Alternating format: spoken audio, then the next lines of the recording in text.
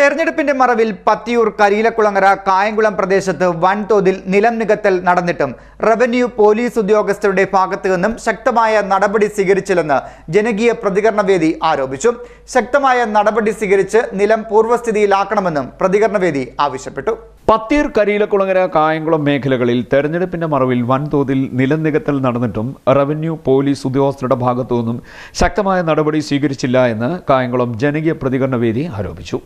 തെരഞ്ഞെടുപ്പിൻ്റെ മറവിൽ കഴിഞ്ഞ 1-2 മാസമായി കാർത്തികപ്പള്ളി താലൂക്കിലും കായംകുളം മണ്ഡലത്തിലെ പത്തിയൂര്, കരിയിലക്കുളങ്ങര, കായംകുളം, ദേവികുളങ്ങര തുടങ്ങിയ പ്രദേശങ്ങളിലും വ്യാപകമായി നിലം നികത്തുന്ന ഒരു മാഫിയയുടെ പ്രവർത്തനം ശക്തമായി നടന്നു വരികയാണ്.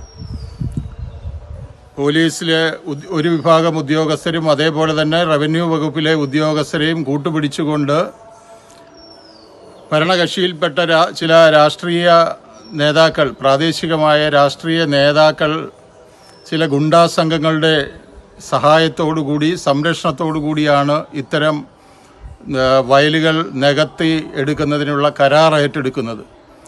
ഈ ഗുണ്ടാ സംരക്ഷണത്തോടുകൂടി അതേപോലെ തന്നെ ഉദ്യോഗസ്ഥരുടെ സംരക്ഷണത്തോടുകൂടി ഏക്കർ കണക്കിന് സ്ഥലങ്ങളാണ് കഴിഞ്ഞ 2 മാസമായി ഈ പ്രദേശത്ത് നികത്തിയിരിക്കുന്നത്, അനധികൃതമായി നികത്തിയിരിക്കുന്നത്. ഇതിനെതിരെ നടപടിയെടുക്കാൻ ശക്തമായ നിയമം നിലവിലുണ്ടെങ്കിലും ഈ തരത്തിലുള്ള ഇടപെടൽ കാരണം യാതൊരു നീക്കവും നടത്തുന്നില്ല. ഇത് അടിയന്തരമായി ശക്തമായ നടപടി സ്വീകരിച്ചുകൊണ്ട് ഈ സ്ഥലം പൂർവ്വസ്ഥിതിയിലാക്കാൻ ബന്ധപ്പെട്ട അധികാരികൾ എത്രയും വേഗം തയ്യാറാകണം എന്നാണ് ജനകീയ പ്രതികരണ വേദിക്ക് ഈ അവസരത്തിൽ അധികാരികളോട് സൂചിപ്പിക്കുവാനുള്ളത്.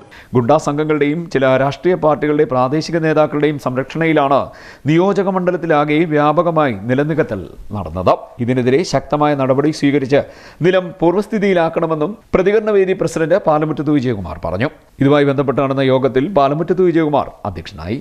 Secretary Puliyara Venugopal, Ponnan Thampi, R Ratheesh, advocate KP Nandakumar, Somasekharan Unnithan, Rajasekharan, C Santhosh Kumar, KN Krishnakumar, Babu Puthiyidam എന്നിവർ സംസാരിച്ചു. CD net news, Kayamkulam.